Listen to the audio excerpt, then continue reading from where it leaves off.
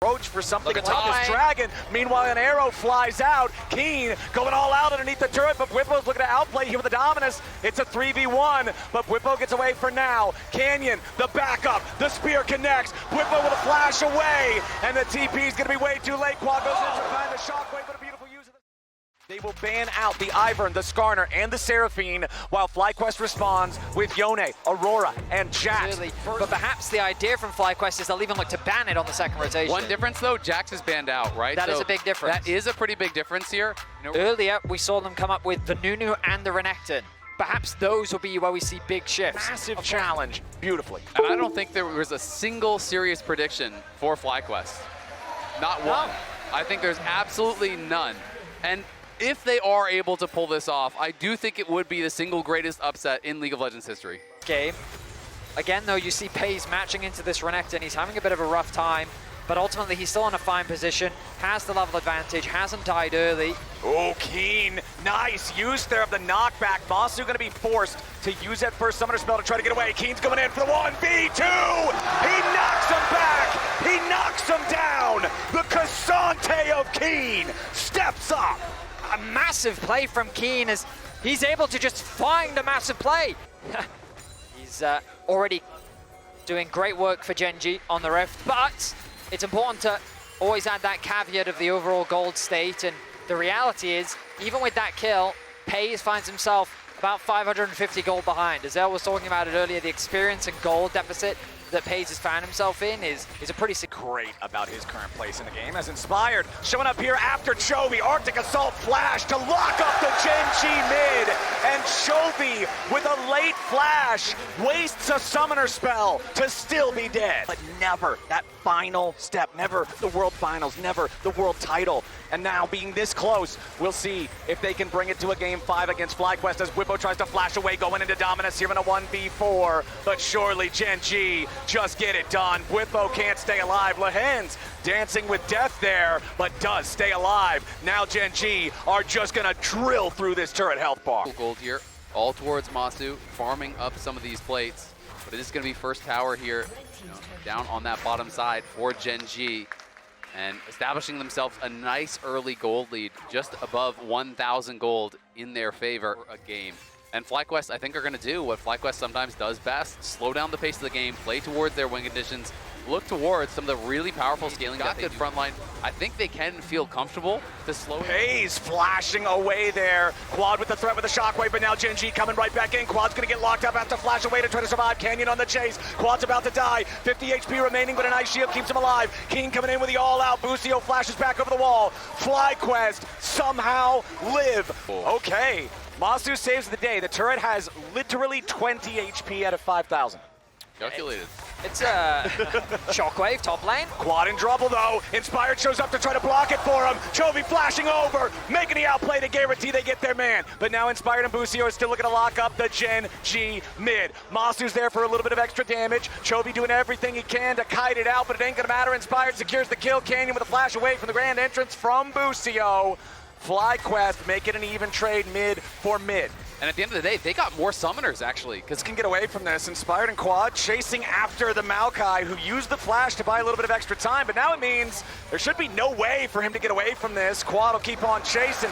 Ball delivery complete as the enemy support is down. And again, we talked about it back in draft, boys. That's the main engage for Gen G. Without that setup, there's not really a way for them to safely approach for something like this dragon. Meanwhile, an arrow flies out. Keen going all out underneath the turret, but Whippo's looking to outplay here with the Dominus. It's a 3v1, but Whippo gets away for now. Canyon, the backup, the spear connects. Whippo with a flash away, and the TP is going to be way too late. Quad goes in to find the shockwave, but a beautiful use of the stasis from Canyon. He stays alive. Gen G maintain a 1-kill advantage as Quad and Busio have to retreat. The tier 1 turret is down, and Gen G are holding the wrecking ball. That was such a critical spear there from Canyon. If he doesn't land that on Whippo, I don't think they can actually go for the dive. survive, but of course he does because he is Canyon. We're not done yet. Inspired, having to get away now. Dashing out of the river, throwing back the Glacial Prison. Looking to lock up Pays, who uses the cleanse to try to escape. Masu still firing back. FlyQuest is down 3,000 gold. They've got to be very careful about these fights that they take because Gen G are at a point of comfort. Walk out the back and Quad can come in and actually TP in and save the wave, and Whippo knows that one hurts because not only does he go down, it's the They're flash. really playing through every single part of the map right now, which usually shouldn't be possible, but they know how strong they are. Yeah, you're talking about a full level lead in top. It's a 2-level lead in the jungle. Whippo's dominance ain't gonna matter. An arrow through the heart, and Canyon's taking the payday. It's Pays from downtown, back-to-back arrows, nailing Whippo.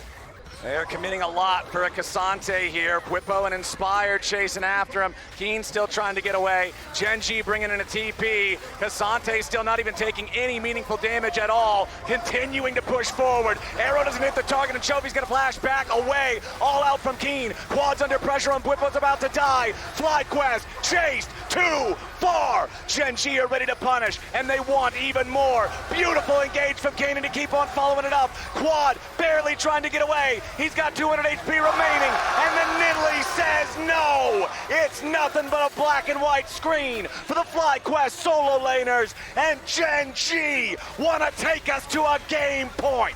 It's the 3v3s, the 2v2s, the fights that happen before the objectives even spawn. Perhaps a Baron could be FlyQuest's way back in.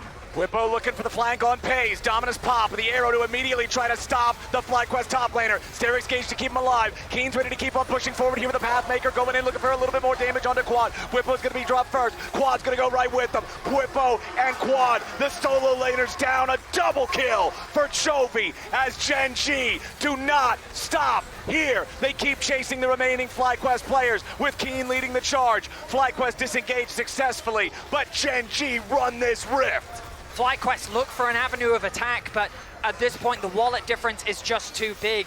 The idea from Whippo there, providing a gate for Busio to get onto the back line. The shockwave combo connects, but it just doesn't do enough damage. Another Baron begun by Gen G. FlyQuest knows they can't afford to give this one away, but what else is even gonna happen? Chovy and Gen G chasing after FlyQuest, killing Masu, burying Busio, and just making Inspired head home alone. And Gen G just landed the knockout punch in this game number 4 with the Baron.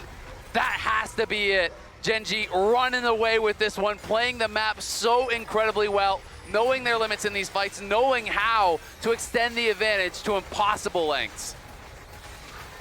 Here we go again. FlyQuest still trying to stop it, but a TP behind him coming in from Keen. The Cassante that has run the whole game start to finish seals their fate. Canyon's unstoppable, and Quad is dead. Whippo and Inspired can't get anywhere close. Keen is a brick wall, and FlyQuest don't have any siege equipment. Inspired's trying to escape as Chovy jumps over the wall, but now FlyQuest is in an even rougher spot. Busio wants to make space for his team, but a third and Topo strike knocks back two. FlyQuest still trying to run, but Gen G's stronger, Gen G's faster, Gen G's better. The Titans from the LCK refuse to go quietly into the night. It's on the clock, but it is a 12,000 gold lead for Gen G's side as they continue pushing up here in the top lane. Chovy, between his own rapid fire and the buff from Canyon's Nidalee, is an absolute machine gun on this Tristana. The DPS is out of control. He's got the quick blades, he's got the armor penetration on the Mortal Reminder, and he's got the rest of Gen G beside him. FlyQuest going in for their final Hail Mary. True Shot Barrage over the wall. Lehen's tanking up as Chovy gets back away, Inspired down to 300 HP, and Whippo does nothing. Shockwave on 2 won't matter. Inspired's about to bleed out. Chovy's dominating, and Keen won't stop.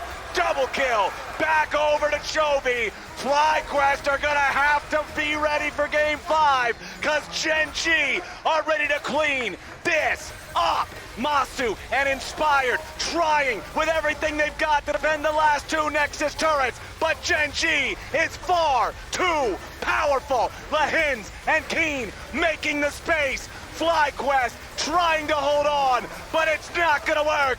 Ladies and gentlemen, it's time for Silver Scrapes. We are going to game 5.